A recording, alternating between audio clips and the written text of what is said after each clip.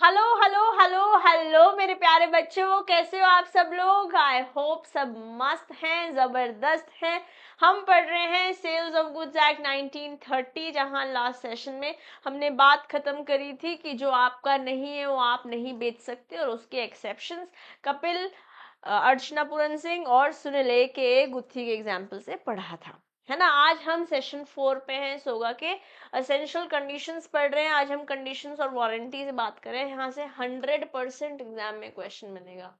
Not even a single ounce of doubt I have कि यहाँ से एग्जाम में क्वेश्चन नहीं बनेगा, आएगा ही आएगा। तो मेरे साथ आज का सेशन एकदम कान खोल के, दिमाग खोल कर, दिल में उतारते हुए पढ़ते चले जाएंगे। Okay, essential conditions of a contract of sale पढ़ने वाले हैं, बट उसे पढ़ने से पहले ये समझते हैं। यस, ओके, चलो यहीं से चालू करते हैं। Let's understand what are the essential conditions of contract of sale। कम से कम दो पार्टीज होनी चाहिए, एक बायर और एक सेलर। एक कॉन्ट्रैक्ट ऑफ सेल होने के लिए कंडीशन इंपॉर्टेंट है कि कम से कम दो लोग होने चाहिए। मैं अपने आप से खरीद नहीं रही हूँ, मैं अपने आप को बेच नहीं रही हूँ, है ना। They have to be two parties. जो भी सामान आप बेच रहे हो, जो सब्जेक्ट मैटर है, वो मूवेबल होना चाहिए, क्योंकि इमूवेबल प्रॉपर्टी के बारे में बातें होती हैं ट्रांसफर ऑफ प्रॉपर्टी एक्ट में, सोगा में नहीं। प्राइस या तो होली इन मनी होना चाहिए या पार्टली इन मनी होना चाहिए, एंड पार्टली इन काइंड होना चाहिए। या तो पूरा हो सकता है मनी, या थोड़ा मनी थोड़ा काइंड हो सकता है। ट्रांसफर ऑफ प्रॉपर्टी या ओनरशिप या तो इमीडिएटली हो जाएगी या फ्यूचर में हो जाएगी। मतलब एक तरीके से ऐसे बोल सकते हैं, या तो सेल हो जाएगी या अग्रीमेंट टू सेल हो जाएगा। कंडीशनल भी हो सकती है सेल, और एब्सोल्यूट भी हो सकती है। कैसे मैम, अभी समझाएंगे, टेंशन नहीं लीजिएगा। एब्सोल्यूट तो इजी है, कंडीशनल कैसे, वो बातें करेंगे अभी। सारे एसेंशियल जो section 10 of Indian contract act में थे वो यहाँ पर भी होने चाहिए।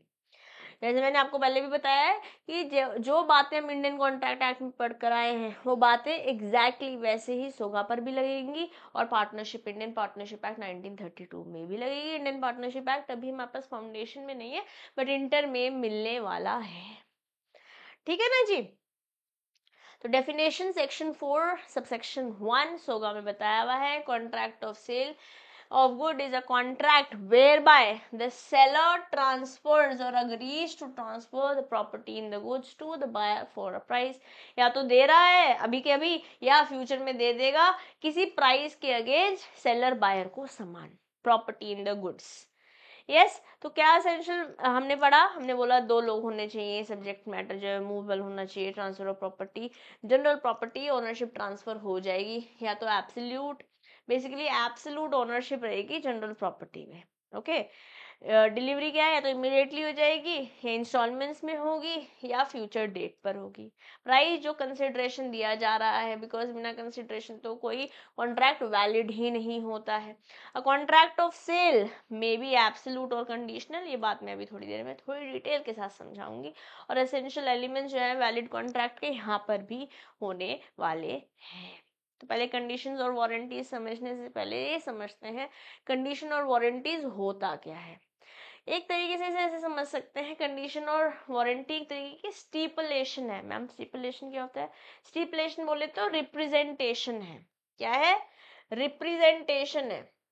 बोले तो जैसे मैंने फ्लिपकार्ट पे गई, मैंने वहां पर एक डिश वॉशर ऑर्डर किया, ठीक है। उस डिश वॉशर में लिखा था यहाँ पे 13 प्लेस सेटिंग है, ठीक है, और रिमूवेबल है सेकेंड रैक। बाकी सब बातें जो चलो लिखी थी, बट यहाँ पे 13 place setting was something that was essential for me to enter into the contract. मुझे 9 प्लेस 11 प्लेस सेटिंग नहीं चाहिए थी, मुझे 13 प्लेस सेटिंग वाला सामान ही चाहिए था। तो ये जो एसेंशियल बात, जो रिप्रेजेंटेशन एसेंशियल है for me to buy the product is called condition. और उसके अलावा जो भी सब बातें लिखी हैं, है तो रिप्रेजेंटेशन ही, है तो स्टिपुलेशन ही, बट असेंशियल नहीं है। जो असेंशियल नहीं है वो वारंटी है, जो असेंशियल है वो कंडीशन है। मैम थोड़ा और समझाइए, चलिए आइए कुछ और एग्जांपल्स के साथ बातें समझेंगे। स्टिपुलेशन एक तरीके की रिप्रेजेंटेशन है। जो contract of sale of good का पार्ट बनती है। स्टिपुलेशन अगर असेंशियल है मतलब नेसेसरी है तो वो बन जा रही है कंडीशन, और अगर कोलैटरल है मतलब जैसे मैंने बोला 13 स्टैक्स वाला मुझे डिश वॉशर चाहिए, है ना, ये मेरे लिए एसेंशियल था, बट बाकी सारी चीज भी रिप्रेजेंटेशन तो है, स्टिपुलेशन तो है, बट एसेंशियल नहीं है, कोलैटरल है। और जो कोलैटरल है उसे हम वारंटी कहते हैं। और जो contract of sale of good का पार्ट ही नहीं बन रही है, that we are not going to talk about, क्योंकि हम तो सेल्स ऑफ गुड्स एक्ट के बारे में बात कर रहे हैं। तो स्टिपुलेशन क्या है? स्टिपुलेशन एक तरह की रिप्रेजेंटेशन है। वो रिप्रेजेंटेशन अगर असेंशियल है to the contract then it becomes condition, अगर कोलैटरल है तो बन जा रहा है वारंटी। मैम थोड़े से और एग्जांपल्स, बिल्कुल और एग्जांपल लेकर आएंगे। एक बार जो पढ़ लिया है उसको हम देख लेते हैं कैसे लिखा हुआ है। A stipulation in a contract of sale with reference to goods which are subject thereof may be or a warranty, ऐसा सेक्शन 12 सबसेक्शन 1 में बोल रखा है। a condition is a stipulation essential to the main purpose of the contract, जो जरूरी है, the breach of which gives rise to right to treat the contract as repudiated। अगर जो लिखा है जो essential था मेरे लिए, जिस वजह से मैं कॉन्ट्रैक्ट में एंटर करी थी, अगर वो मिसिंग है तो मैं कॉन्ट्रैक्ट को कैंसिल कर सकती हूँ। वारंटी में आप कैंसिल नहीं कर सकते, सिर्फ रिप्लेसमेंट या डैमेजेस को ठीक करवा सकते हो। ओके, वारंटी बोले तो ये वो स्टिपुलेशन है जो कोलैटरल है to the main purpose of the contract. जब आप ब्रीच वारंटी की हो जाती है तो सिर्फ आप डैमेजेस क्लेम कर सकते हो, कॉन्ट्रैक्ट को रेपुडेट नहीं कर सकते। Not the right to reject the goods and treat the contract as repudiated, it is not. Section 12 subsection 1 में हमने बात करी स्टिपुलेशन क्या है, सेक्शन 12 सबसेक्शन 2 में बात करी हमने कंडीशन क्या है, सेक्शन 12 सबसेक्शन 3 में हमने बात करी वारंटी क्या है। यस, चाहे stipulation contract of sale is a condition या हो वारंटी, वो डिपेंड करेगा in each case on the construction of the contract, क्योंकि अगर एसेंशियल है तो कंडीशन है, और अगर ये बन जा रही है कोलैटरल तो बन जाएगी वारंटी, तो बन जाएगी वारंटी। ठीक है जी, ठीक मेरे प्यारे बच्चों, ऐसा सेक्शन 12 सबसेक्शन 4 में बता रखा है। Section 12 subsection 1 stipulation, section 12 subsection 2 condition, section 12 subsection 3 warranty, section 12 subsection 4 कि भैया डिपेंड करेगा कि कोई स्टिपुलेशन, कोई रिप्रेजेंटेशन कोलैटरल है कि एसेंशियल है। एसेंशियल है तो कंडीशन है, कोलैटरल है तो वारंटी है। यस, तो डिफरेंस क्या है कंडीशन और वारंटी का? तो कंडीशन क्या है? ये एक ऐसी स्टिपुलेशन है जो असेंशियल है main purpose of the contract, जबकि वारंटी एक ऐसी स्टिपुलेशन है जो है collateral to the main purpose of the contract. Right क्या है यहाँ पे? राइट जो अग्रीव्ड पार्टी है, जिसके साथ गलत हुआ है, जिसको ऐसा लग रहा है मेरे साथ गलत हुआ है, कैन रेप्यूडिएट। बेसिकली जनरली यहाँ पर बायर रहता है, वो इस कॉन्ट्रैक्ट को रेप्यूडिएट बोले तो कैंसिल आउट कर सकता है अगर जो वादा किया था वो नहीं निभाया जा रहा है, अगर ब्रीच हो गई। और ब्रीच के बारे में तो हम इंडियन कॉन्ट्रैक्ट एक्ट 1872 के सेशन 15 में बहुत अच्छे से पढ़कर आए हैं। यहाँ पे जो अग्रीव्ड पार्टी है सिर्फ और सिर्फ डैमेजेस क्लेम कर सकता है, कॉन्ट्रैक्ट को रेपुडिएट नहीं कर सकता है। ट्रीटमेंट कैसी होगी? अगर कंडीशन जो जिस स्टिपुलेशन, जिस रिप्रेजेंटेशन की वजह से कॉन्ट्रैक्ट में एंटर किया था वो ब्रीच हो गया है, वो वादा जो वादा किया था वो निभा नहीं पा रहे हैं या निभा नहीं रहे हैं, may be treated as a breach of warranty. Condition जो ब्रीच ऑफ कंडीशनों से ब्रीच ऑफ वारंटी जैसे ट्रीट किया जा सकता है, बट जो ब्रीच ऑफ वारंटी है उसको हम ब्रीच ऑफ कंडीशन जैसे ट्रीट नहीं कर सकते, क्योंकि अगर मान लेते हैं कोई कंडीशन थी, असेंशियल थी आपके लिए, ठीक है, आप चाहते तो कॉन्ट्रैक्ट को रेपुडिएट कर सकते थे, पर आपने कहा रेपुडिएट मत करो, इसमें जो मेरी प्रॉब्लम है उसे ठीक करके दे दो, तो आपने कंडीशन को वारंटी में तब्दील कर लिया, और एक बार तब्दील कर लिया तो वापस कंडीशन नहीं बना सकते, आप कहो कि मैं तो कैंसिल करना चाहता हूँ, ठीक है। बट यहाँ पर क्या है, आपके पास ऑप्शन ही नहीं है, वारंटी में सिर्फ डैमेजेस क्लेम कर सकते हो, आप कॉन्ट्रैक्ट को रेपुडिएट नहीं कर सकते, इसलिए ब्रीच ऑफ कंडीशन को ब्रीच ऑफ वारंटी में तब्दील कर सकते हो, ब्रीच ऑफ वारंटी को ब्रीच ऑफ कंडीशन में तब्दील या ट्रांसफर या चेंज नहीं कर सकते हो। ठीक जी मेरे प्यारे बच्चों, हाँ जी मैम, हाँ जी, समझ तो आया। तो चलिए कुछ और एग्जाम्पल समझते हैं टाइप्स ऑफ कंडीशन और टाइप्स ऑफ वारंटीज का। जो टर्म ऑफ कॉन्ट्रैक्ट है वो ढंग से प्रॉपरली वर्ड्स में एक्सप्रेस करता है, they are known as express conditions और एक्सप्रेस वारंटीज। मैम क्या इम्प्लाइड भी होती हैं? हाँ जी होती हैं, उनके बारे में भी बातें करेंगे, ठीक है। पहले बात करते हैं एक्सप्रेस कंडीशंस के बारे में। राम ने कंसल्ट किया शाम को, राम कंसल्ट शाम, अब मोटर कार डीलर, मतलब श्याम एक मोटर कार डीलर है और राम एक बायर है, for a suitable for touring purpose. तो टूरिंग पर्पस इज असेंशियल, ये असेंशियल स्टिपुलेशन है, ये असेंशियल रिप्रेजेंटेशन है टू बाय द कार, की भैया मुझे टूरिंग पर्पस के लिए ही गाड़ी चाहिए, ऐसा राम ने शाम को बोला, to promote the sale of his product. Shyam ने बोला मारुति ले लो, राम ने अकॉर्डिंगली ले लिया, शाम के अकॉर्डिंगली ले लिया। The car turn out to be unfit for touring purpose. अब भैया जिस वजह से, जिस मेन रिप्रेजेंटेशन से, जो असेंशियल पार्ट था मेरे इंडियन नहीं इंडियन कॉन्ट्रैक्ट एक्ट का नहीं, जो असेंशियल पार्ट था मेरे सेल का, sale of contract of sale का, वो ही पूरा नहीं हो रहा है। Being fit for touring purpose was an express condition, यहाँ पे एक कंडीशन है, एंड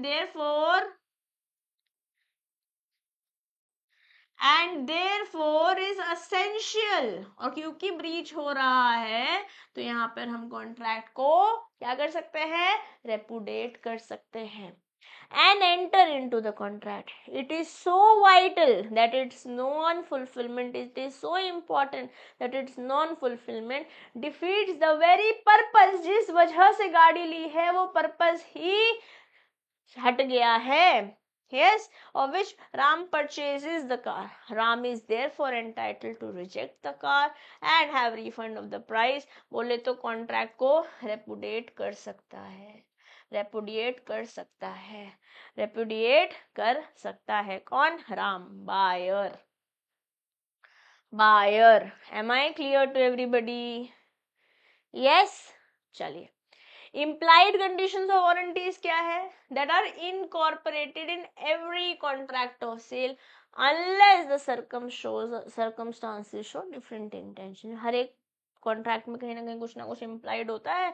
इम्प्लाइड कंडीशंस में क्या क्या है, कंडीशन एज टू टाइटल, हम वैसे तो पढ़ के आए इसके बारे में पूरा लीगल मैगजीन के साथ, इसके एक्सेप्शंस के साथ बहुत अच्छे से डिटेल में लास्ट सेशन में, है ना। Sale by sample, condition as to quality or fitness, condition as to wholesomeness, condition as to description, sale by sample as well as description, and condition to mercantability। if you अगर ये पढ़ के आपको ऐसे ध्यान धीरे धीरे से आ रहा होगा, सेकंड सेशन में हमने डॉक्ट्राइन ऑफ केविएट एम्प्टर पढ़ा था और वहाँ पे भी एक्सेप्शंस में यही पॉइंटर्स थे। हाँ हाँ, आप सही दिशा में जा रहे हो, आप सही दिशा में जा रहे हो, अगर आपको ये याद आ रहा है आप सही दिशा में जा रहे हो।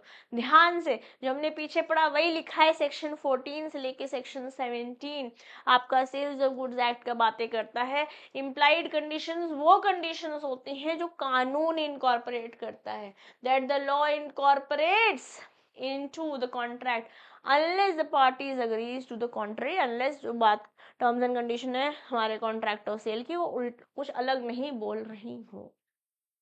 condition as to title, condition as to description, condition as to sample, condition as to sample as well as description, condition as to fitness or quality, condition as to mercantability and wholesomeness।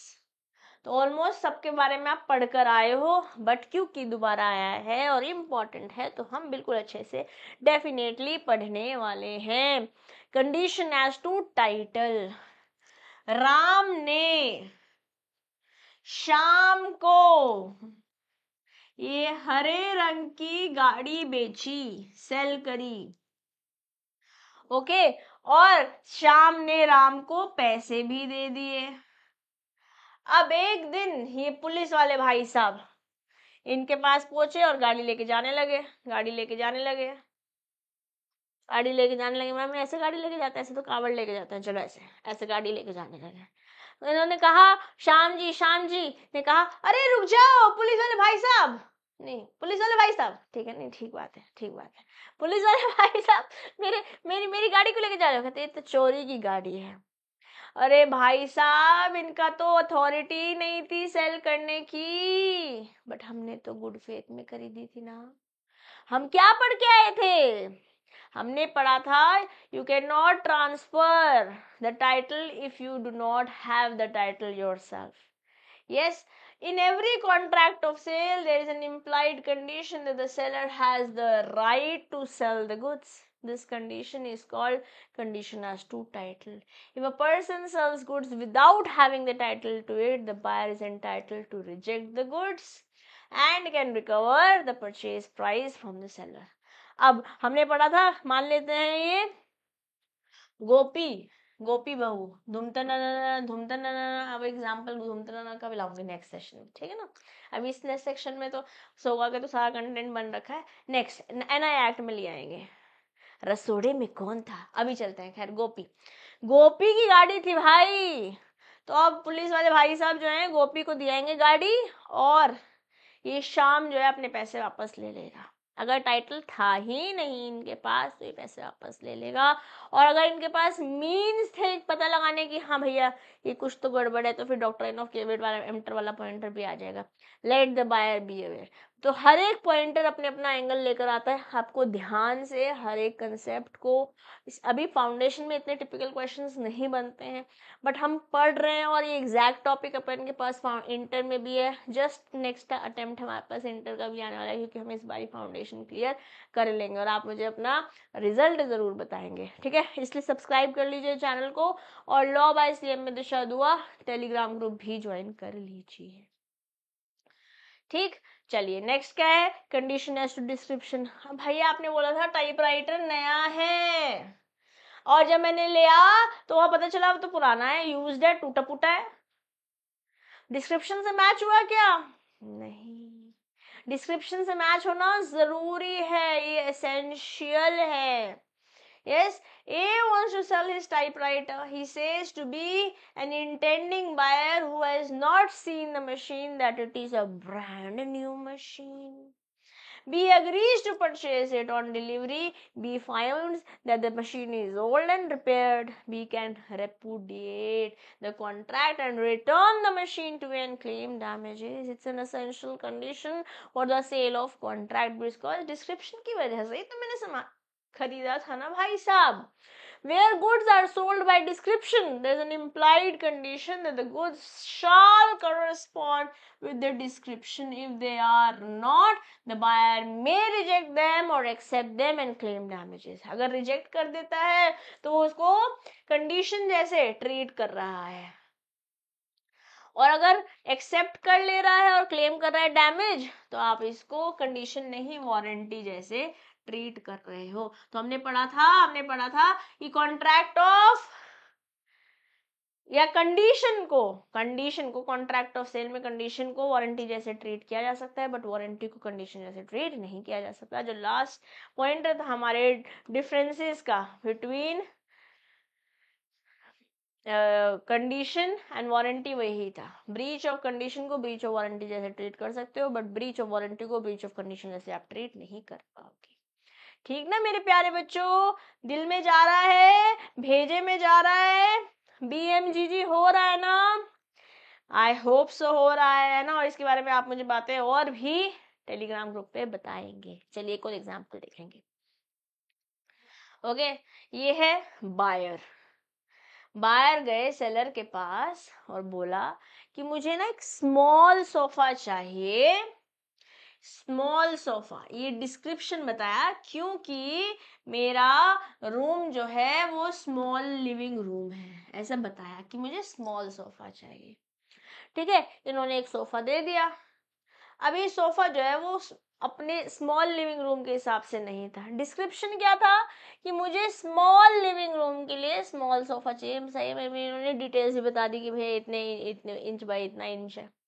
अब sofa जो है description से match नहीं कर रहा है, ठीक है, इन्होंने बड़ा सोफा दे दिया है, तो बायर क्या कर सकता है, कैंसिल कर सकता है कॉन्ट्रैक्ट को, या डैमेजेस भी क्लेम कर सकता है, या ठीक करने को भी बोल सकता है। वो डिपेंड करेगा कि ये इसे ब्रीच ऑफ कंडीशन जैसे ट्रीट कर रही हैं या ब्रीच ऑफ वारंटी जैसे ट्रीट कर रही है। कंडीशन क्या होता है, वारंटी क्या होता है, ये हमने बहुत अच्छे से सीख लिया है, ठीक ना जी। कंडीशन एज टू सैंपल, मैंने इसका एग्जांपल सेम आपको पहले भी दिया है। चावल खरीद के लाए, ठीक है, चावल का सैंपल से मैच नहीं हो रहा है, जो अपने 10 किलो का 20 किलो का कट्टा दिया है, सैक दिया है, तो मैच नहीं हो रहा है, वापस कर सकते हैं हम, ठीक है। Where goods are sold by sample, there is an implied condition, essential है, that the bulk of goods shall correspond with the sample in quality, that the buyer shall have reasonable opportunity to compare the bulk with the sample, and that the goods shall be free from latent defects, बाद में defect नहीं होने चाहिए, defects which are not discoverable on reasonable examination। ऐसे साफ सामने देखने के बाद भी नहीं पता चल रहा है, घर जाके दिख रहा है तो हाँ भैया वो भी इंक्लूड हो जाएंगे। आधा मिक्स्ड है, जैसे चावल आधे तो वही वाले आधे कोई और डाल रखे हैं, है तो हमें ऐसे कैसे पता चलेगा, बनने के बाद ही पता चलेगा ना। Okay, condition to description and sample, यहाँ पे दोनों का कॉम्बिनेशन है। डिस्क्राइब जैसे कर रखा है, सैंपल डिस्क्राइब कर रखा है और एक सैंपल भी दिखाया है, घर जाके या तो डिस्क्रिप्शन के साथ मैच नहीं हो रहा है या सैंपल के साथ मैच नहीं हो रहा है, any which ways you can repudiate the contract और even consider it as a breach of warranty. When the goods are sold by sample as well as description, there is an implied condition that the goods shall correspond both with the sample, दोनों के साथ। It is both मतलब plus है और नहीं है, and है और नहीं है। if the goods supplied correspond only with the sample and not with the description, or only with the description and not with the sample, of course the buyer is entitled to reject the goods। और अब आपके पे depend करता है कि आप इसे breach of condition मान रहे हैं या इसे आप ब्रीच ऑफ वारंटी मान रहे हैं। Okay, a seller undertakes to supply 100 tons of java sugar warranted to be equal to sample। Sample बोला 100 किलो नहीं 100 टन शुगर दूंगा, ठीक है, वो भी सैंपल की जैसे जैसे सैंपल में है। The sugar when supplied corresponds to sample, sample से तो ओके, बट ये जावा शुगर नहीं है। यहाँ पे डिस्क्रिप्शन क्या है, डिस्क्रिप्शन इज जावा शुगर, तो जावा शुगर से डिस्क्रिप्शन से मैच नहीं कर रहा है। हाँ, सैंपल से तो मैच कर रहा है पर डिस्क्रिप्शन से मैच नहीं कर रहा है। यहाँ पर जो ए है उसके पास वापस सामान हो सकता है, ठीक है, जो बंदा खरीद रहा था वो कॉन्ट्रैक्ट को रेपुटेट बोले तो कैंसिल आउट कर सकता है, कोई इसमें दिक्कत वाली बात नहीं है। Am I clear? चमका क्या, चमका क्या? यस, बहुत बढ़िया। चलिए, कंडीशन एज टू फिटनेस और quality. As a general rule in contract of sale there is no implied condition. वह जनरल रूल तो कोई इम्प्लाइड कंडीशन नहीं है एज टू क्वालिटी और टू फिटनेस। अब आप हमने इसके बारे में गुरु भाई और श्रीवल्ली का एग्जाम्पल लिया था, है ना, नैना मदक बर्फी जो भी वर्ड्स है वह। For a particular purpose, it is buyer's duty, a caveat emptor है, yes, to select the goods of his requirement. If subsequently the goods are found unsuitable for the purpose, the seller will not be responsible। है ना, ये condition ऐसा कुछ नहीं है, but अगर मैंने बताया है मुझे ट्रैकिंग के लिए जूते चाहिए, मुझे टूरिंग के लिए गाड़ी चाहिए, तो भैया आपका एक्सपर्टीज आ रहा है ना, इसमें मेरा एक्सपर्टीज है, ऐसा आप बोल रहे हैं, तो फिर मैच करना चाहिए। Yes, but there is an implied condition as to quality or fitness of the goods for the purpose under the following circumstances, जहां बायर ने बता दिया है, has made known the seller the particular purpose for which the goods are needed, है ना, या the buyer should rely on the skill और judgement of the skill, आपकी एक्सपर्टीज पे हम डिपेंडेंट है. Where the consent of buyer was obtained by the seller by fraud or misrepresentation, fraud section 17 of Indian Contract Act, misrepresentation section 18 of Indian Contract Act. ठीक है ना, section याद आ रहे हैं कि नहीं आ रहे हैं? इंपॉर्टेंट है, आपने देखे हैं एग्जाम में क्वेश्चंस बने हैं, आपकी किताब में क्वेश्चंस दिए हुए हैं. Conditions as to merchantability, merchantability मतलब एक्सेप्टेबिलिटी इन द मार्केट. अब आपके लिए तो एक्सेप्टेबल है, मार्केट में एक्सेप्टेबल नहीं है. Let's say in a contract of sale there is an implied condition that the goods purchased are of mercantile quality. A watch that will not keep time, अरे घड़ी ले रहे हैं टाइम देखने के लिए ना, पेन ले रहे हैं लिखने के लिए ना, अगर जिस काम के लिए ले रहे हैं वही काम नहीं वो करती है तो हमको क्या करना है उसका वो सामान लेकर. will not keep time or pen that will not write cannot be regarded as mercantile, है ना. अब यहाँ से एग्जाम में इसी पॉइंटर से एग्जाम में क्वेश्चन पूछा जा सकता है, इंपॉर्टेंट है. ठीक है कि नहीं? यस. चलो फिर होलसमनेस भी देख लेते हैं. Condition as to wholesomeness, this condition is implied only in contract of sale of eatables and provision. खाने पीने की चीजों में होलसमनेस आती है. अब खराब फंगस लगा हुआ, मोल्ड लगा हुआ, बहुत पुराना फटा हुआ दूध दे रहे हैं लेट्स से, या कुछ सामान ब्रेड व्रेड दे रहे हैं, होलसम नहीं है. Yes, in such case the good supplied must not only answer to description and to be merchantable but also be wholesome. बोले तो goods must be free from any defect which makes them unfit for human consumption. Okay, तो stipulation इन contract section 12 subsection 1 में दे रखी है, section 12 subsection 2 में condition है, section 12 subsection 3 में warranty है. जो कंडीशन है वो essential to the main purpose of the contract है, वारंटी जो है collateral to the main purpose of the contract है. बहुत अच्छे से पीछे हम इसके बारे में बातें देखकर आए हैं आज ही के सेशन. तो इम्प्लाइड कंडीशन क्या है? Condition as to title, condition as to description, condition as to sample, sample and description, fitness और क्वालिटी. यहाँ पे कंडीशन वैसे तो कुछ नहीं है, बट अगर हमने बताया हुआ है ना, या समझ में यहाँ पे उसके एक्सपर्टीज है, जजमेंट पे डिपेंड कर रहे हैं, हमने 3 बातें पढ़ी है, तो अगर वो तीनों बातों में से कोई सी भी बात आती है तो हाँ कंडीशन लग जाएगी. Condition as to merchantability and condition as to wholesomeness. अब यही अगर मैं वारंटीज के बारे में बात करती हूँ तो यहाँ पे warranty as to quiet possession, warranty from freedom from any encumbrances, warranty as to fitness, क्योंकि हर एक जने का अपना अपना हो सकता है, जैसे मैंने आपको बताया इन जनरल कंडीशन नहीं होती है. अब आपको डिपेंड करेगा कि वो सामान आप किस लिए ले रहे हो. आपने मेरे से पूछा नहीं था, आपने वो कपड़ा लिया और जाके आप साड़ी बनाना चाह रहे हो उससे, या लहंगा बनाना चाह रहे हो, बट वो सूट ही बनने के लिए है, वो धोती बनने के लिए let's say. Okay, warranty for disclosing the dangerous nature of goods to the ignorant buyer, ये क्या है? इम्प्लाइड वारंटीज है. आइए एक बारी वारंटीज भी समझ लेते हैं. Let's understand warranties as well. Warranty of quiet possession, contract of sale में ये एक इम्प्लाइड वारंटी है कि बायर के पास क्वाइट पोजेशन होना चाहिए, मतलब उसके पास होनी चाहिए वो, और कोई दिक्कत नहीं होनी चाहिए. पता चल रहा है कोई और उसका हकदार है, वो ढूंढने आ रहा है, that should not happen. Yes, in case the buyer in any way disturbed, he has a right to sue the seller for damages. जैसे गाड़ी उठा के लेके जा रहे थे. Such situation arises when the seller's title of good is defective. जैसे मान लेते हैं ये हमारे प्रोफेसर और ये हमारे डेनवर जी, नहीं बर्लिन, ओके. प्रोफेसर ने एक सेफ हाउस बाय किया फ्रॉम बर्लिन. जब परचेज हो गई उसके बाद professor discovers that the police are constantly monitoring the house due to Berlin's past activity. Quiet possession नहीं था ना, कुछ गड़बड़ था, कुछ धांधलेबाजी थी. Since there was no contract to the contrary, ऐसा उल्टा कुछ ऑपोजिट नहीं लिखा हुआ, ये इम्प्लाइड वारंटी है, the professor would have quiet possession of safe house. अगर प्रोफेसर को डिस्टर्ब किया जा रहा है उसकी पोजेशन को, तो Berlin can be held responsible for breaching the warranty. Professor, yes, are we clear मेरे प्यारे बच्चों?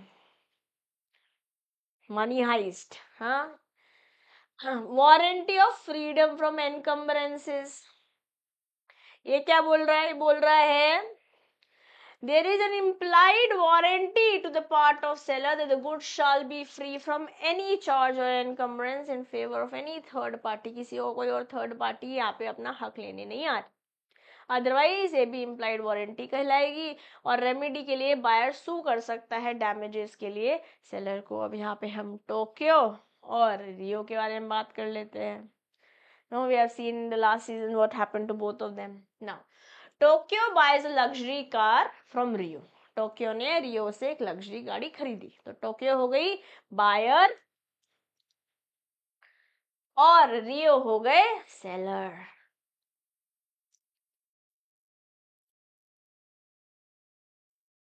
टोक्यो तो जिंदा रही, नायरोबी चली गई थी, है ना. चलिए खैर, Tokyo discovers that the car is still under a financing agreement. मतलब इन्होंने इस गाड़ी पे उधार ले रखा था बैंक से. दैट वाज नॉट डिस्क्लोज्ड, बताया ही नहीं था इन्होंने. To her and the bank is now demanding payment. Bank बोल रहा है हमारी किस्त दो, हमारी ईएमआई दो. ठीक है, सिंस कोई और बात यहाँ पर कॉन्ट्ररी में नहीं लिखी हुई थी कॉन्ट्रैक्ट में, तो ये इम्प्लाइड वारंटी है that car is free from encumbrance. ऐसी बात बताई नहीं थी भाई, तुम्हारा ब्याज पे तुमने पैसे उठाए हुए और वो ब्याज मुझे देना पड़ेगा, मैं तुमसे क्यों लूंगी फिर भाई. Tokyo can claim compensation from Rio for the amount owed to the bank. That is warranty as free from encumbrances, warranty as to quiet possession. ये एग्जाम्पल्स आपको इतने मदद करेंगे किसी भी तरीके के एप्लीकेशन बेस्ड अगर क्वेश्चन आ जाता है. Okay. Condition as to fitness, an implied warranty or condition as to quality or fitness for particular purpose may be next कि किस तरीके से आप उसे यूज कर रहे हो. next to the usage of the trade. जैसे हम बात कर रहे हैं नाइरोबी और डेनवर के बारे में. नाइरोबी ने सेल किया batch of explosives to Denver, who is unaware of how volatile they are. So Nairobi is the seller and Denver is the buyer. If Nairobi knows or should reasonably know that the explosives are dangerous, fitness बता रहे हैं ना, dangerous है, and fails to inform Denver, she breaches the implied warranty to disclose the dangerous nature of the goods. Now, if Denver is harmed as a result, he can hold Nairobi for the damages. Okay. यहाँ पर better example मुझे लगता है, इससे better example ये हुआ जो हमने गुरु और श्रीवल्ली वाला देखा था. ठीक है, किस लिए आप लेना चाह रहे हो. नेक्स्ट क्या है, warranty of disclosing the dangerous nature to the ignorant buyer. Actually यहाँ पर आना चाहिए, this is not the right example here. Okay, this is not the right example hair.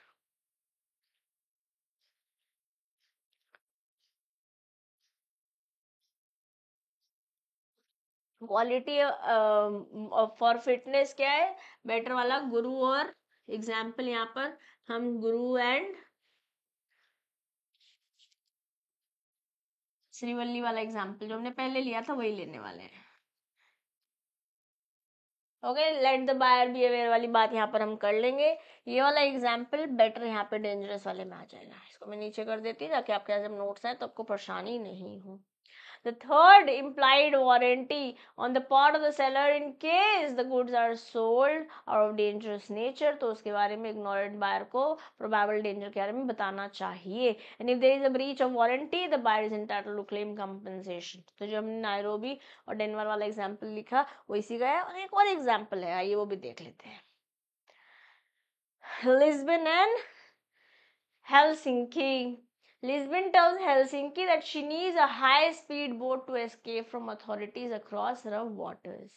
Helsinki serves a boat, assuring her that it will be suitable for the purpose. If the boat turns out to be unsuitable for high speed chases on rough waters and fails the escape, Lisbon can claim Helsinki's breach the implied warranty.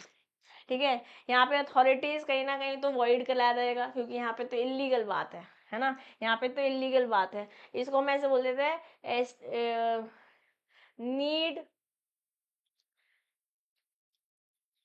To cross rough waters, है ना, ये point हटाना पड़ेगा तभी ये valid कहलाएगा। Okay, अब अगर हाई स्पीड नहीं कर पा रहा है, चेज वाटर नहीं कर पा रहा है, तो हेलसिंकी से warranty of fitness for particular purpose as boat did not meet the need that they were communicated. अब ये वाला एग्जांपल हम पीछे लेकर जा सकते हैं, क्योंकि यहाँ पे फिटनेस थी, बताया था भैया इसलिए चाहिए हमें, बताया था इसलिए चाहिए हमें, और वो आपने फुलफिल नहीं किया। तो एग्जाम्पल ऊपर नीचे हो गए। आई होप लिस्बन और हेलसिंकी की बात भी आपको समझ में आई, और नायरोबी और डेनवर की भी। यस, कोई शक कोई सवाल पूछिएगा गाइस मुझसे, आपके यहाँ से मैं नोट्स टेलीग्राम ग्रुप पे शेयर कर दूंगी, तो लो अब ICM में दिशा दुआ टेलीग्राम ग्रुप ज्वाइन कर लीजिए। ओके, लॉ बाय CM में दिशा दुआ टेलीग्राम ग्रुप ज्वाइन कर लीजिए। अब चलते हैं performance of contract of sale पढ़ना शुरू करते हैं। Performance of contract of sale means due discharge of the contractual obligation. दोनों ही पार्टीज को जो वादा किया है वो निभाना होगा, चाहे वो बायर हो चाहे ही हो वो seller. The obligation of the seller is to deliver the goods in accordance with the terms of the contract as to the time and place, and obligation of buyer is to accept the goods and pay the price। पता चल रहा है सामान निकल तो गया घर से और आप सामान ले ही नहीं रहे हो, ठीक है, अब पेमेंट देनी पड़ेगी अगर नहीं भी ले रहे हो। इसके बारे में हमने स्विगी वाले एग्जाम्पल से भी देखा था जब मैं इंडियन कॉन्ट्रैक्ट एक्ट पढ़ा रही थी आपको। As per section 31, performance of contract of sales means as regard to the seller, delivery of goods to the buyer, and as regard to the buyer, acceptance for the delivery of the goods, otherwise attempted delivery बन जाएगी, है ना, and the payment for them in accordance with the terms of the sale। जो delivery है goods और and payment for thereof are concurrent conditions, however the parties may agree otherwise also। In order to discharge the contractual obligation, seller must be ready and willing to deliver the goods, because अगर deliver ही नहीं होगी तो हम जानते हैं, हम first session में second session में बहुत डिटेल में इनके बारे में बातें करके आए, स्पेशली सेकंड सेशन में हमने डिलीवरी कौन से टाइम से हम बोल देंगे, ओनरशिप जिसकी रिस उसका। Yes, however unless otherwise provided in the contract, seller cannot demand payment in advance। अगर कॉन्ट्रैक्ट में ही लिखा हुआ था कि हम एडवांस में ही काम करते हैं और उस बात पे बायर ने अग्री किया था तो ही एडवांस की बात होगी, अदरवाइज एडवांस की बात नहीं होगी। Refusal to deliver the goods unless agreed price is paid in advance is a breach of contract, but the buyer is required to apply for delivery। अब इम्पॉर्टेंट बात है, इम्पॉर्टेंट बात है, थोड़ी सी ट्रिकी बात है बट इम्पॉर्टेंट बात है। हम क्या बोल रहे हैं, मैं सेलर आप बायर, ठीक है, वैसे तो जब मैं सामान दूंगी तब भी पैसे ले सकती हूँ, बट अगर ये कॉन्ट्रैक्ट में लिखा था कि भैया आप पहले एडवांस पेमेंट देंगे तभी मैं केक डिलीवर करूंगी आपके घर, तो ये फाइन है, otherwise it will be considered as a breach, and this is what is written in here, breach of contract मान लिया जाएगा। Okay, performance of contract involves two things, एक तो टाइमली डिलीवरी होनी चाहिए, एक तो टाइमली डिलीवरी होनी चाहिए on the part of the seller, और दूसरा on the part of buyer पैसे नहीं देने चाहिए, payment to the price as per the terms of the contract by the buyer. दो चीजें इंपॉर्टेंट है, दो चीजें इंपॉर्टेंट है। अब आप मेरे से कमेंट बॉक्स में बताएंगे कि क्या दो चीजें इंपॉर्टेंट है for the performance of the contract. Okay, that's a homework. Unless otherwise agreed, delivery of goods and payment of the price are concurrent conditions. That is to say that the seller shall be ready and willing to give possession of the goods to the buyer in exchange of price, and the buyer shall be ready and willing to pay the price in exchange of possession of the good। एक हाथ से लेने का दूसरे हाथ से देने का, ठीक है ना। और अब आपका होमवर्क है, कमेंट बॉक्स में लिखना है क्या दो बातें इंपॉर्टेंट है for the performance of the contract. बात आपने यहाँ नहीं भी देखी होती ना, तभी भी आप इंडियन कॉन्ट्रैक्ट में एक्ट में परफॉर्मेंस पढ़कर आए हैं। यस, डिलीवरी क्या है, जहाँ वॉलेंटरी ट्रांसफर कर रहे हो पोजेशन, इसके बारे में भी हम बातें कर रहे हैं, एक बंदे से दूसरे बंदे को। अब मोड ऑफ डिलीवरी क्या हो सकती है, एक्चुअल भी हो सकती है, सिंबॉलिक भी हो सकती है, कंस्ट्रक्टिव भी हो सकती है। एक्चुअली भी पोजेशन जा सकता है, सिंबॉलिकली भी जा सकता है और कंस्ट्रक्टिवली भी जा सकता है। एक्चुअल में मतलब जैसे सेलर ने गाड़ी हैंड ओवर कर दी बायर को, फिजिकल डिलीवरी है ये, physical delivery where the goods are physically handed over by the seller to the buyer or his agent and the delivery is said to be actual delivery. Symbolic delivery मतलब गाड़ी दे दी, चाबी दे दी ware house की buyer को, ये symbolic है, उठा के ware house तो नहीं दिया, चाबी दे दी, ठीक है। where the goods are bulky and incapable of actual delivery, the means of obtaining possession of the goods is symbolic and are delivered by seller to the buyer. इसी को हम सिंबॉलिक डिलीवरी कहते हैं। कंस्ट्रक्टिव डिलीवरी क्या है, ए ने B को 50 bags दिए वीट के, lying in C's godown, A gives an order to C asking him to transfer the goods to B, C assents to such order and transfer the goods in his books to be. अपनी किताब में लिख लिया, ए ने B को बेचा कुछ गेहूं जो सी के गोडाउन में रखा है। अब सी ने, ए ने सी को बोला, सी ने दे दिया, तो सी ने अपनी किताब पे दिखा दिया कि भैया हमने गुड्स ट्रांसफर कर दिए बी को, इसको भी कंस्ट्रक्टिव डिलीवरी बोलेंगे। तो हमारे पास कौन कौन सी डिलीवरीज है, एक्चुअल डिलीवरी, गाड़ी में आपके घर आई, मैंने आपको गाड़ी दे दी, ठीक है, एक्चुअल डिलीवरी हो गई। आप मेरे से गोडाउन खरीदे थे, मैंने आपको चाबी दे दी, ये सिंबॉलिक डिलीवरी हो गई। कंस्ट्रक्टिव डिलीवरी, ए ने बी को बोला कि मैं गेहूं दे को बेचता हूँ, तो खरीद रहा है, ठीक है, सी के गोडाउन से उठा लिया, सी ने आगे दे दिया और अपनी किताब पे चढ़ा ली, तो यहाँ पे कंस्ट्रक्टिवली डिलीवर हो गई है। ठीक है जी, ओके, आसान, ठीक है। अब बात करते हैं rules regarding delivery of goods. Delivery of goods related अब हम बातें करने वाले हैं। सेक्शन 31 से सेक्शन 44 तक हम बातें करते हैं डिलीवरी ऑफ गुड्स के। मोड ऑफ डिलीवरी क्या है, जो mode of delivery of goods है वो सेक्शन 33 में बता रखा है, ये सेक्शन हमें लर्न करना है, मोड ऑफ डिलीवरी हमको लर्न करना है। जो बोलता है delivery of goods sold may be made by doing anything which the parties agreed shall be treated as delivery or which has the effect of putting the goods in possession of the buyer or of any authorized person on his behalf, on buyer's behalf basically. Delivery as contemplated in the act में भी actual delivery भी हो सकती है, symbolic delivery भी होती है और constructive delivery भी हो सकती है। Mode of delivery हमें section 33 of Sales of Goods Act 1933 में बताया हुआ है। बाकी डिलीवरी से रिलेटेड रूल्स हमको सेक्शन 31 से सेक्शन 44 में बताए हुए। Okay, yes, now delivery of goods and payment of price. Delivery of goods और at payment of price are concurrent conditions, मतलब डिलीवरी भी होनी चाहिए, पैसे भी मिलने चाहिए, है ना। ये अनलेस अदरवाइज, अगर कॉन्ट्री नहीं लिखा हुआ है, in other words seller must be ready and willing to make the delivery and the buyer must be ready and agreeing to pay the price for against the delivery. A agrees and delivers his car to B and B turns in turn pay the price. एकदम सही बात है। Effect of part delivery, थोड़ी सी delivery हुई है, section 33 में हमने बोला था।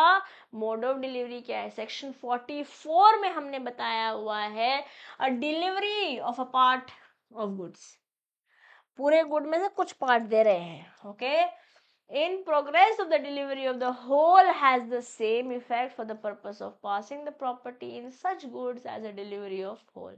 But the delivery of part of goods with an intention of severing, मतलब अलग, it from the whole does not operate as a delivery of the remainder.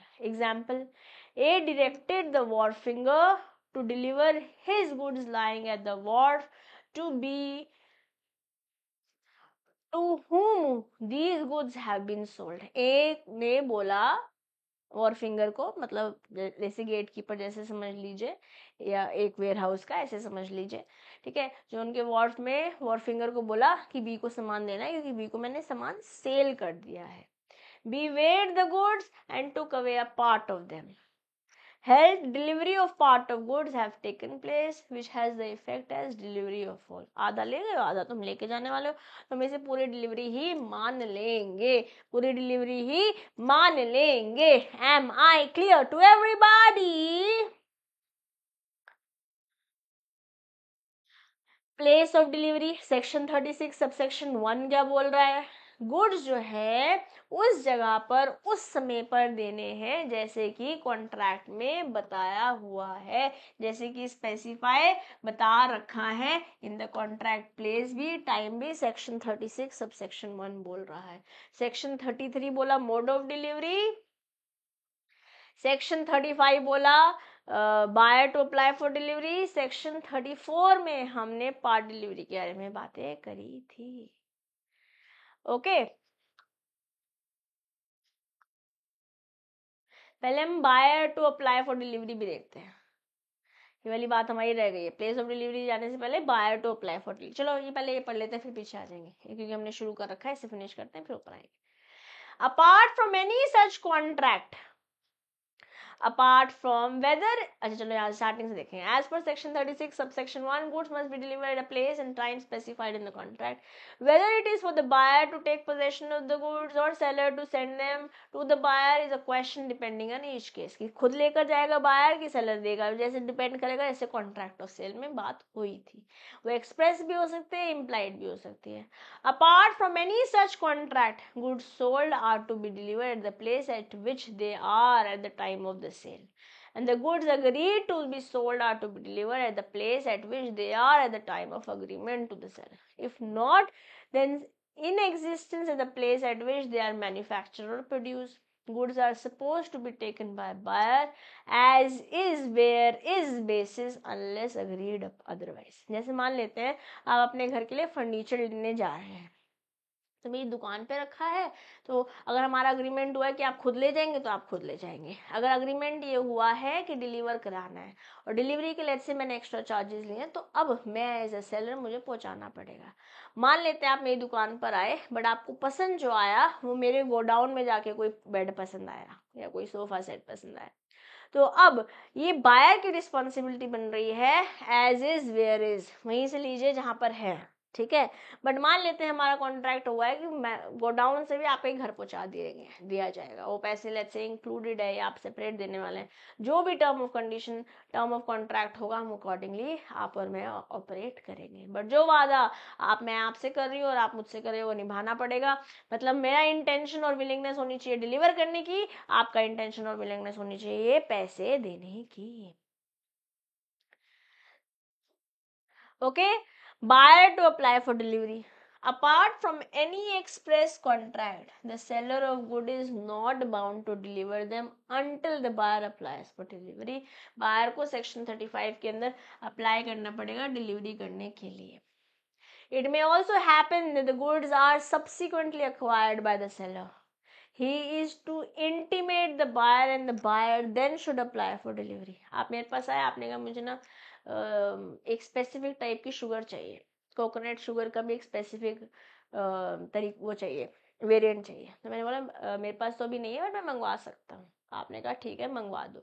अब मेरे पास आ गया तो मुझे आपको इन्फॉर्म करना पड़ेगा कि मेरे पास आ गया है वो वाला वेरिएंट कोकोनट शुगर का, यही बात यहाँ पर लिखी हुई है। Okay, buyer has no cause of action against the seller if he does not apply for delivery unless otherwise agreed upon. Okay, let's say S agreed to sell his old car to T and T agreed to take the delivery thereof on the auspicious day of Deepavali. S kept the car ready for delivery to T, but T did not approach him. T has no reason to take any action against S if the delivery of car did not take place. भैया तुमको आके लेना था, unless and until otherwise so mentioned कि मेरे को देना है, सेलर को देना है, तो सेलर देके जाएगा, अदरवाइज बायर खुद ही आकर लेगा। और ये एग्जाम्पल से एकदम स्पष्ट दिख रहा है, स्पष्ट हमको प्रदर्शित हो रहा है। ठीक जी। आइए, टाइम ऑफ डिलीवरी जैसे कॉन्ट्रैक्ट में लिखा है वैसे टाइम हो जाएगा। Under the contract of sale the seller is bound to send the goods to the buyer but no time for sending them is fixed. The seller is bound to send them within a reasonable time. If demand or tender of delivery is not at a reasonable time, the tender of delivery may be treated as ineffectual. What is reasonable hour is a question of fact. रात को आप 12 बजे deliver करने जा रहे हो, भैया हम नहीं ले सकते हैं. Okay, which has to be decided taking into consideration various factors as section 36 subsection 2 में दिया हुआ है. जैसे मेरे पापा का मैंने एग्जाम्पल दिया है, मेरे पापा और मेरे भाई की फैक्ट्री है और होलसेल रिटेल भी है नो फर्नीचर से रिलेटेड सामान की. अब गद्दे आ रहे हैं, गदिया आ रही हैं, ठीक है, फॉर्म आ रही है. अब उसका ट्रक सुबह 3 बजे आ रहा है, कैसे लेंगे भाई? दुकान के कोई लड़के नहीं है, there is no help. How will my brother himself know सारा उठा उठा के कैसे लेके जाएंगे गोडाउन में? तो आपको रीजनेबल टाइम में आना पड़ेगा या पहले से इन्फॉर्म करना पड़ेगा कि आज सुबह 5 बजे गाड़ी आनी है, तो 5 बजे हम अकॉर्डिंगली स्टाफ को मैनेज करेंगे एंड अकॉर्डिंगली पेमेंट करेंगे. हमको भी तो आगे मैनेज करना होगा ना. तो उसी तरीके से टाइम ऑफ डिलीवरी जो डिमांड या टेंडर ऑफ डिलीवरी है वो रीजनेबल टाइम में होनी चाहिए, अदरवाइज जैसे भी फिक्स हो रखी है वैसे होनी चाहिए. Goods in possession of the third person, इसको पहले एग्जाम्पल देखेंगे फिर ऊपर जाएंगे. X sold 50 ton of rice to Y.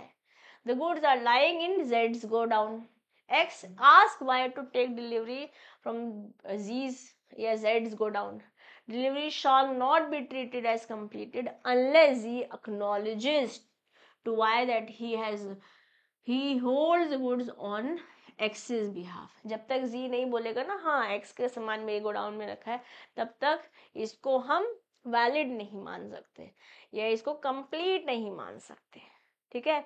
Where the goods at the time of sale are in possession of the third person, there is no delivery by seller to buyer unless and until such third person acknowledges to the buyer that he holds the goods on his behalf. Question number नहीं topic seventh pointer. This is the seventh pointer that we are talking about related to delivery, है ना. Performance of contract के बारे में हम यहाँ पे बातें कर रहे हैं.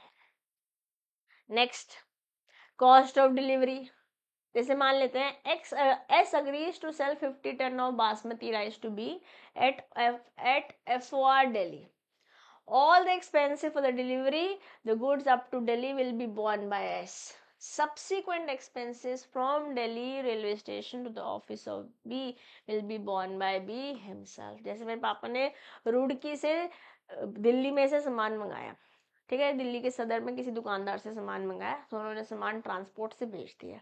अब रेलवे स्टेशन तक तो पैसे दे रखे हैं, इसके बाद जो रिक्शा पे चढ़कर या ट्रक में लोड होके सामान आएगा, छोटे हाथी में सामान आएगा, उसके पैसे मेरे पापा को ही देने होंगे. वही बात यहाँ पर लिखी हुई है. Unless otherwise agreed, the expense of an incidental to putting the goods into deliverable state seller ही लेकर आएगा. Similarly, all expenses related to taking the possession will be borne by a buyer. Very important, very important. Possession से related बातें B को buyer को born करनी पड़ेगी और delivery से रिलेटेड बातें जो है ना वो आपको सेलर को ही बॉर्न करनी पड़ेगी. बहुत इंपॉर्टेंट है, बहुत इंपॉर्टेंट है मेरे प्यारे बच्चों, ये बहुत इंपॉर्टेंट है.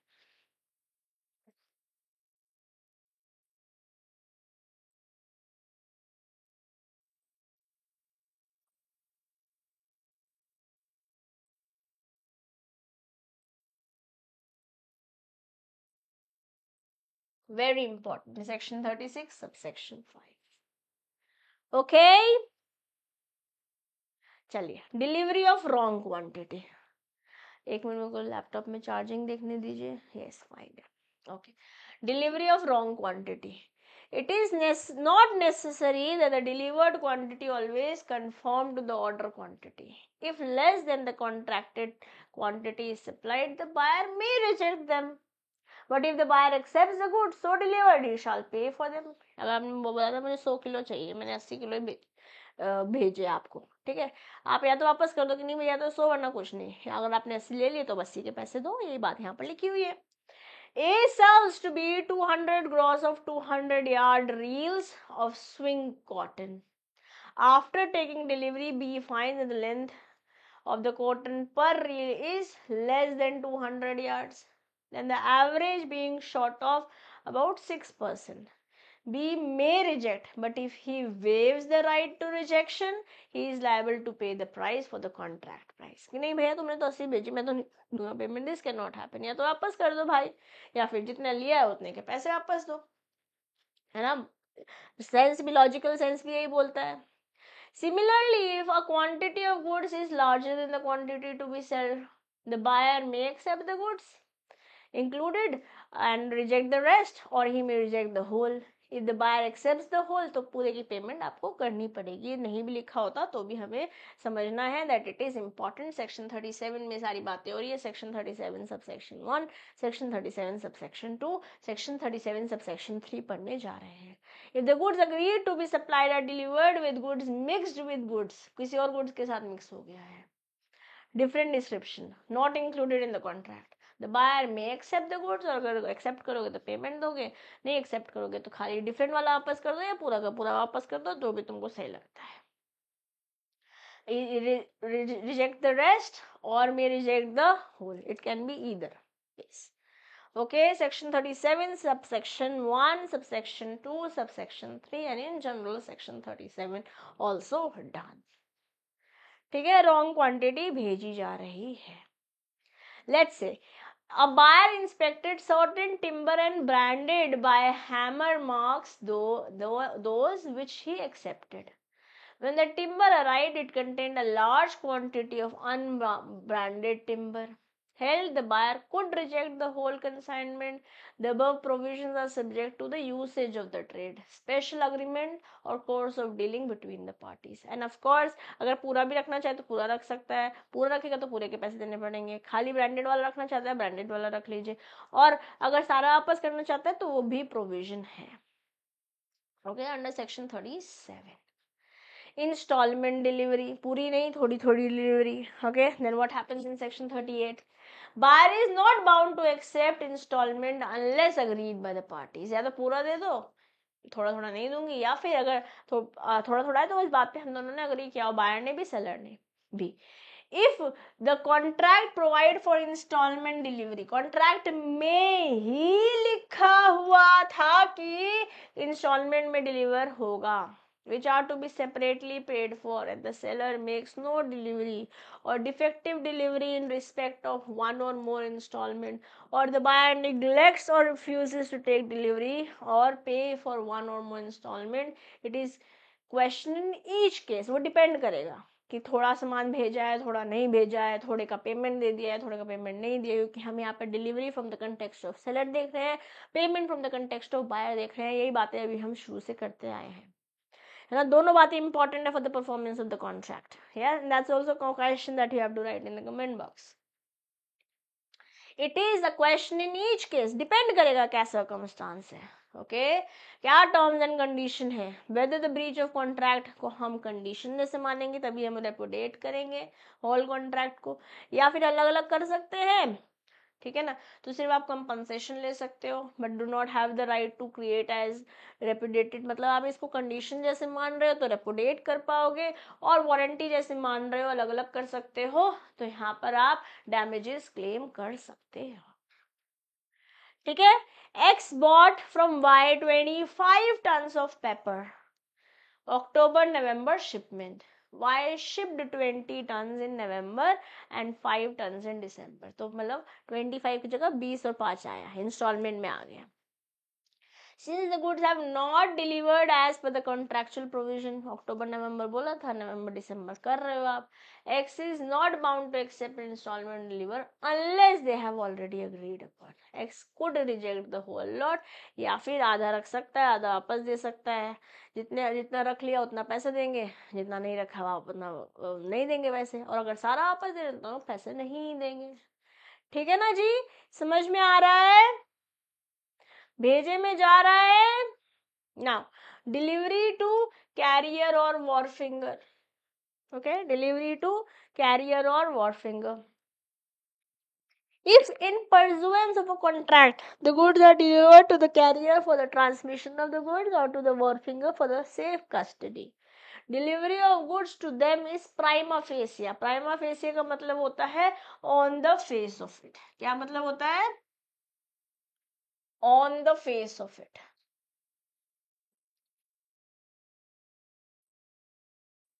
इसको हम मान लेंगे, डीम कर लेंगे. डीम मतलब मान लेंगे. To be delivered to the goods to the buyer. अगर आप रास्ते में कैरियर को दे दिया है या वॉरफिंगर को सेफ कस्टडी में दे दिया है सेलर ने, इसको हम ऐसे मान लेंगे कि हमने बायर को दे दिया है, कि हमने बायर को ही दे दिया है. In such a case, the seller must enter into a reasonable contract with the carrier or wharfinger on the behalf of the buyer for the same transition of the custody of the good. क्योंकि transaction career के लिए हो रही है, custody वॉरफिंगर के लिए हो रही है.